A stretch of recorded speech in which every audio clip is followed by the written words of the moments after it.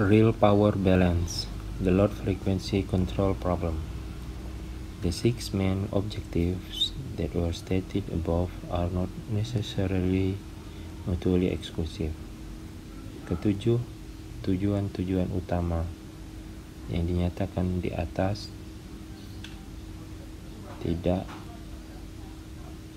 semestinya terpisah satu sama lain.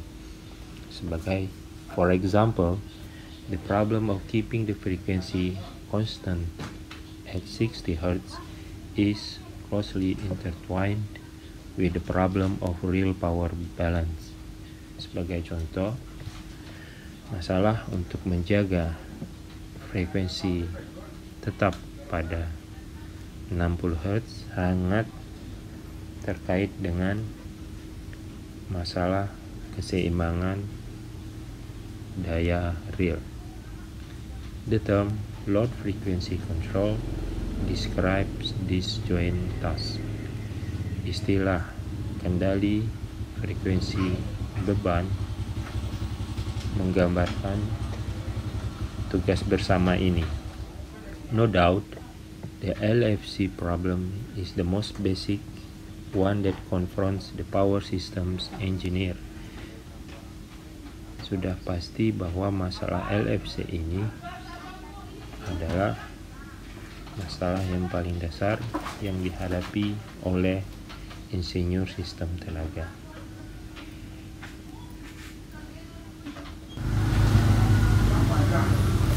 We shall presently turn our attention to its solution. Kita akan memberikan perhatian kita kepada solusi masalah tersebut. Before that, however, we need to explain the term load. Sebelumnya, tapi kita harus menjelaskan istilah beban.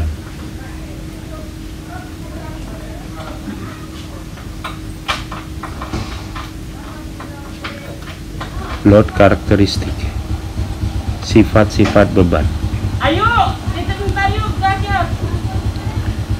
On several occasions in this and the preceding chapters, dalam beberapa kesempatan dalam bab ini maupun bab sebelumnya, we have referred to system load. Kami telah mengacu pada beban sebuah sistem. Let us now define more carefully what we mean by this term, and more important, study the factors that influence its characteristic. Marilah sekarang kita definisikan lebih hati-hati apa yang kami maksud dengan istilah ini, dan yang lebih penting lagi, mempelajari faktor-faktor yang mempengaruhi sifat-sifat beban. As indicated in figure 6.4, power can be drained from a power network at all voltage levels. Seperti telah ditunjukkan dalam gambar 6.4, daya dapat diambil dari sebuah jaringan tenaga pada seluruh tingkat tegangan. Large industrial loads tends to consist of big individual units. For example, a 3 horsepower mine elevator motor or 1000 horsepower drive motor for a steel mill. Beban-beban industrial yang besar cenderung memiliki unit-unit individual yang besar. Contohnya, sebuah motor elevator pertambangan dengan daya 300 tenaga kuda atau sebuah motor dengan daya 10.000 tenaga kuda untuk pengolahan baja. Such huge load objects are invariably of three-phase design. Beban-beban yang sebesar itu biasanya didesain sebagai alat 3 fasa. That is, they represent a balanced three-phase loading on the system. Artinya mereka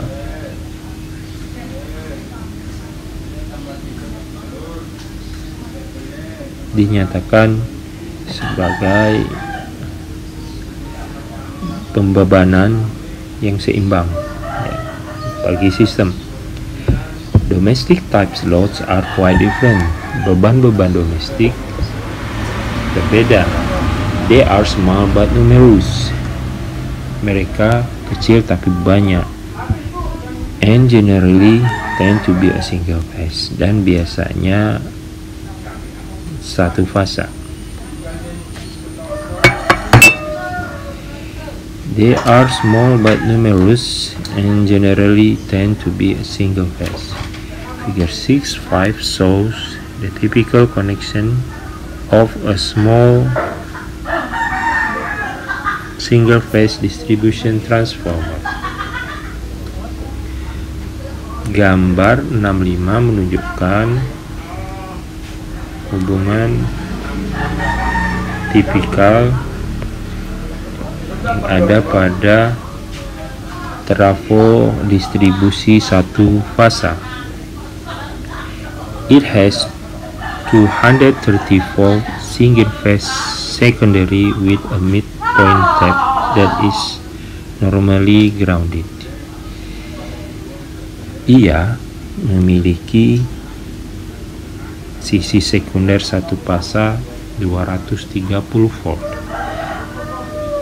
dengan sebuah tap di titik tengah yang biasanya ditanahkan. This type of secondary connection permits the loading of, for example, a 115 volt television set and a 230 volt heater, both single phase. Sisi sekunder yang seperti ini, koneksi sisi sekunder yang seperti ini mengizinkan pembedaan yang berbeda. Sebagai contoh, sebuah televisi 115 volt dan sebuah pemanas 203 volt, masing-masing satu pasang.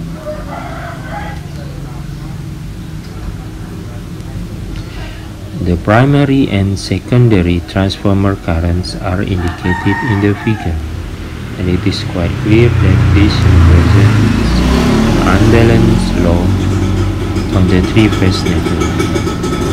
Arus-arus trafo di sisi primer dan sekunder juga ditunjukkan di gambar tersebut, dan cukup jelas bahwa arus-arus ini merepresentasikan beban yang tidak seimbang pada jaringan tiga pasang.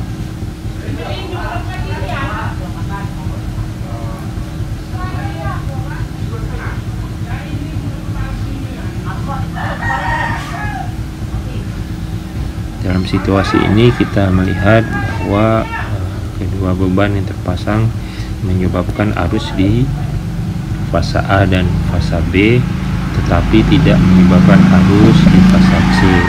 Jadi itu jelas sekali menimbulkan ketidakseimbangan pada jaringan yang sebenarnya tiga pasang.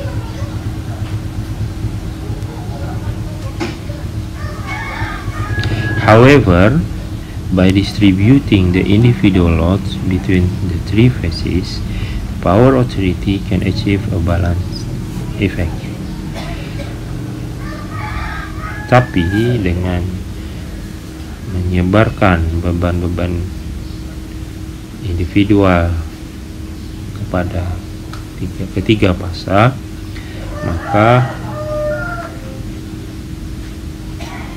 perusahaan listrik dapat mencapai sebuah efek keseimbangan. For example, of the 60 house in a subdivision, 20 might be connected between phase A and B, 20 between phase B and C, and the remaining 20 between phase C and A. Sebagai contoh, dari 60 rumah dalam sebuah subdivisi, 20 rumah boleh jadi dihubungkan antara fasa A dan B, 20 dihubungkan antara fasa B dan C, dan 20 dihubungkan dengan pasal C dan A. See exercise 6.1 and 6.2. Lihat latihan 61 dan 62. This balancing effect is more pronounced the further up the voltage ladder we go. Efek penyeimbangan ini semakin jelas semakin kita bergerak ke arah tegangan yang lebih tinggi. Thus, jadi the composite load as represented by a whole city is for all practical purpose totally balanced between the three phases. Jadi load composite yang merepresentasikan sebuah city secara keseluruhan untuk semua kebutuhan praktis seimbang antara ketiga pasangnya.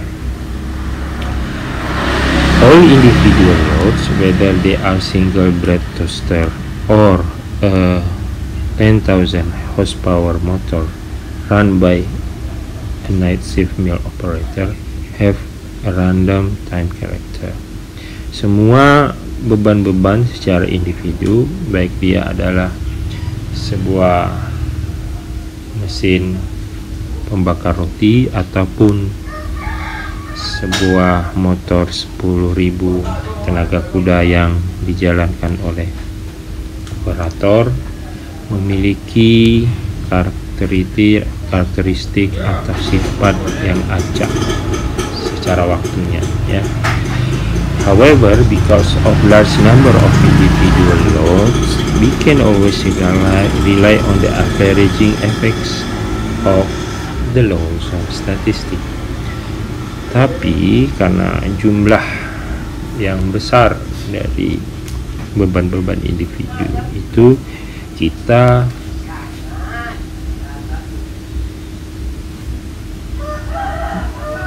mengandalkan pengaruh pemerataan yang muncul dari statistik. As a result, sebagai akibat, although the individual loads are entirely predictable, the total load is highly predictable function of time. Sebagai akibatnya, walaupun secara individu beban-beban itu tidak bisa diramal, beban total adalah sebuah fungsi waktu yang dapat diprediksi dengan cukup baik. Figure 19 shows load variation as a function of time for a typical city. The power demand, ya, gambar 19 menunjukkan variasi beban sebagai fungsi dari sebuah waktu untuk sebuah kota. The power demand shifts from hour to hour in a smooth and predictable manner. Kebutuhan daya listrik bergeser dari jam ke jam dengan cara yang mulus dan mudah ditebak. The power system operator can usually predict with good accuracy from one day to the next what the load will be at a given hour and hence schedule appropriate generation.